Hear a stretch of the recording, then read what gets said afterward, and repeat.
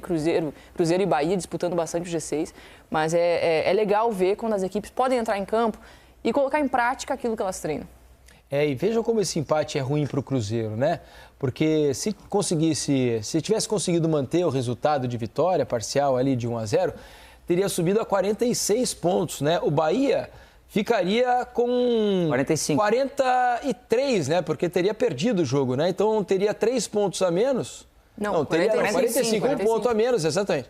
Um ponto a menos ficaria com 45. O Cruzeiro, nesse momento, seria o 6º colocado. E estaria na zona de classificação para a Libertadores, mesmo naquela fase anterior, a fase de grupos, né? Então o resultado foi muito ruim para o Cruzeiro jogando dentro de casa. O Bahia, com empate menos pior, se mantém ali no G6, né, Alex? Por isso a ponta de desapontamento, né, dos torcedores do Cruzeiro com o empate em casa e Fernando Diniz, que ainda não conseguiu vencer desde que chegou à Toca da Raposa. Boa noite, Alex. Boa noite, Felipe, Jéssica, todo mundo está em casa. E tem uma característica, se for ver, do Cruzeiro, que não está naturalmente parecendo ainda um time do Diniz, né? Apesar que ele pode se fazer o trabalho dele com a característica dele, com jogadores que são diferentes do Cruzeiro e ainda mantendo algumas características. Só que é duro se falar em exposição, que o time do Diniz ele tem um pouco disso, e principalmente é duro falar jogando contra o Bahia, que vem descansado e tudo, que ele sempre, realmente, quando o Bahia vem para o jogo, ele dificulta para esse adversário. Por isso foi um jogo de opções que teve para ambos os lados, né? Mas o Bahia também teve chance, o Cássio fez algumas defesas ali importantes, mas quando você sai ganhando em casa, né, você deixar escapar isso no momento desse, num confronto direto que acaba sendo complicado, mas é essa dificuldade do Campeonato Brasileiro, que esse tipo de detalhe vai acabar fazendo diferença na tabela. E para o Bahia hoje melhor, porque está na frente da tabela, acaba sendo melhor do que para o Cruzeiro o resultado. Daqui a pouco a gente vai ter a participação dos nossos companheiros que fizeram a transmissão do jogo lá do Mineirão. Mas já estão prontos? Já estão prontos. Vamos fazer o seguinte, vamos trazer aqui o Rogério Correia, o Henrique Fernandes, o Fábio Júnior, estão lá no Mineirão, transmitiram esse empate por 1-1. E uma jogada espetacular do Matheus Pereira no gol do Cruzeiro, né? Como é bom jogador, é bom de ver o camisa 10 do Cruzeiro atuar. Hoje, um drible ali à la futsal, né? E ele conseguiu encontrar um passe também com características do futsal, né? Aquela solução na bola curta, ali, né? Pensamento rápido. Dá uma colherada na bola ali e consegue um passe preciso para o Verón. Bem-vindos, meus amigos. Mas o empate, o resultado em si, desastroso para o Cruzeiro em termos de pensar em classificar para a Libertadores ao fim da temporada. Bem-vindos, Rogério. Tudo bom, Diniz, Jéssica, Alex, todo mundo que acompanha o Troca. Realmente, o Cruzeiro tinha a chance de entrar no grupo dos 6 primeiros. O que aconteceu com o Bahia? O Bahia volta ao grupo dos 6 primeiros com esse resultado, pelo menos até o jogo do Internacional com o Grêmio amanhã. Aqui o Fábio Júnior, o Henrique Fernandes. Está chovendo, então a gente está aqui tranquilo, né? Obrigado. Estamos com tempo aqui, viu? Porque o pessoal está voltando para casa. O segundo tempo foi bem animado. O gol do Bahia também foi bonito, um contra-ataque bonito, né? Vou deixar os comentaristas aqui, Diniz, falarem do que foi o jogo, resumir o que foi o jogo. O seu xará de sobrenome, o Diniz, enfrentou hoje o Rogério Ceni. Eles têm esse rótulo de times, de trabalharem com times ofensivos e entregaram isso, né? Um jogo de qualidade, propondo o jogo, sem butinada, né, Fábio Júnior?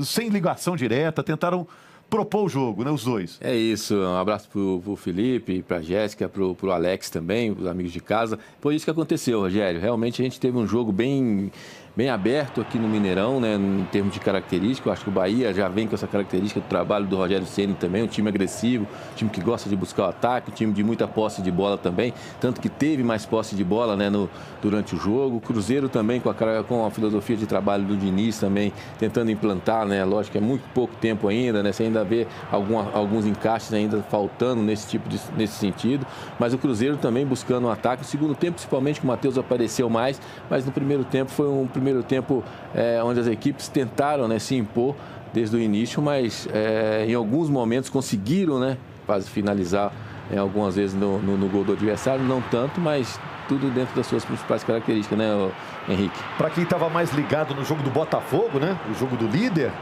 e viu só o segundo tempo do jogo do Cruzeiro com o Bahia foi melhor que o primeiro. Foi melhor que o primeiro. Primeiro, boa noite, pessoal da mesa, quem nos acompanha aqui no Troca. Acho que Primeiro tempo, o Bahia foi um pouquinho melhor. A gente está vendo o lance ainda da primeira etapa, usando bem o Biel, principalmente. O Bahia tinha um desfalque importante, que era o Caio Alexandre.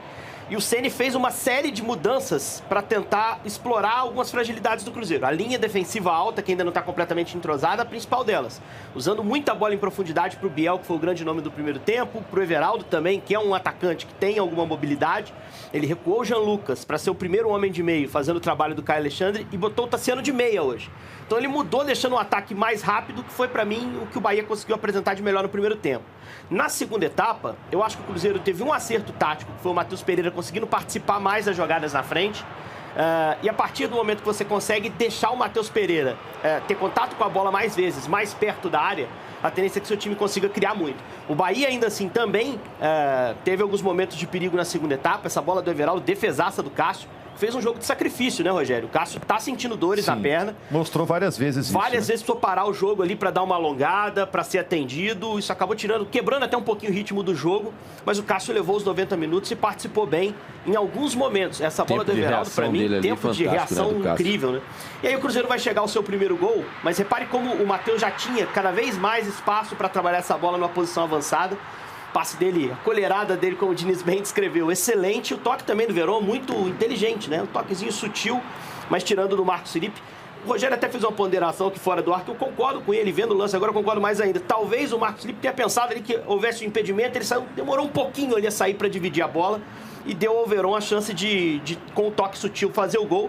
E aí o Cruzeiro cresceu no jogo. E aí é o ponto-chave da partida. Depois que o Cruzeiro faz 1-0, o time melhora no jogo, o Bahia sente o gol, o Rogério faz mexidas. E o Cruzeiro chega a um segundo gol. A gente está vendo que o primeiro foi confirmado com a ajuda da arbitragem, o auxiliar deu um impedimento que não houve. E aí o Cruzeiro vai fazer um segundo gol que a gente vai ver na sequência, que se é validado, encaminha o jogo. Porque o Cruzeiro estava melhor e faria um segundo gol. Como o gol foi invalidado pela arbitragem, recolocou o Bahia, de certa forma, na partida. E o Bahia, logo na sequência, faz o seu gol de empate. É um lance bem curioso, né? A gente está vendo a jogada.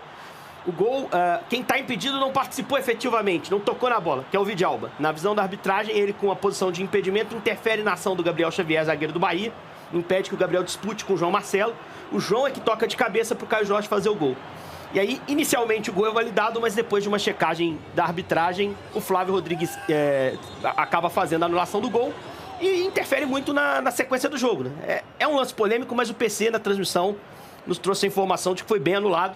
E aí o Cruzeiro fica com essa reclamação e o Bahia, a partir do momento que teve a oportunidade de voltar para o jogo, que 1-0 foi mantido, conseguiu se aproveitar bem das mexidas que o Rogério fez para buscar o empate. Ô Diniz, é um lance meio diferente, né? Porque normalmente no lance de impedimento só comunicam, avisam para o árbitro e pronto. Mas dessa vez ele teve que ir lá na cabininha, né? Para saber se houve a interferência do Vidalba na jogada ou não, né? É porque o PC vai estar aqui daqui a pouquinho nos nossos estúdios para explicar melhor, mas é porque não é só o impedimento, né? O árbitro teve que avaliar se ele achou que o jogador participou ou não. Então é uma questão interpretativa também, o impedimento, né? Não é um impedimento por si só, né? Exatamente, o impedimento, claro, que é o jogador que faz o gol que está impedido, né? Então havia uma questão de interpretação, por isso o Flávio Guerra foi obrigado a ir à cabine do VAR. Daqui a pouco o Paulo César de Oliveira vai explicar direitinho aqui pra gente o porquê da anulação do gol do Cruzeiro.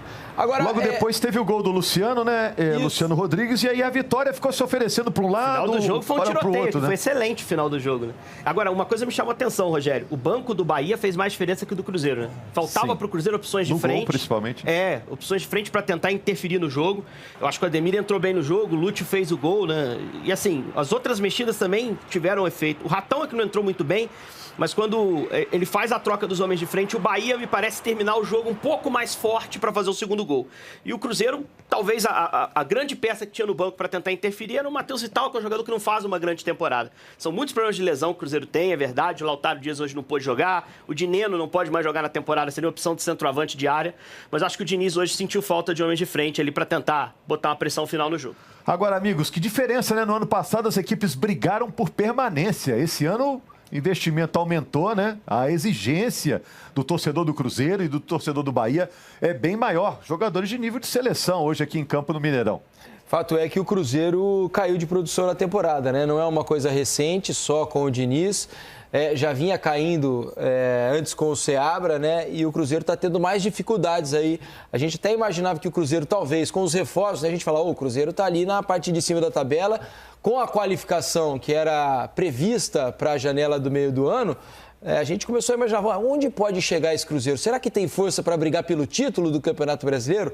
Fato é que os reforços chegaram e o time, ao invés de subir de produção, acabou não chegando àquele nível de atuação que a gente imaginava, né? Fato que o Fernando Diniz chega a 4 jogos no comando do Cruzeiro, são 3 empates e 1 derrota, né? Ainda não conseguiu implementar claramente o seu estilo de jogo.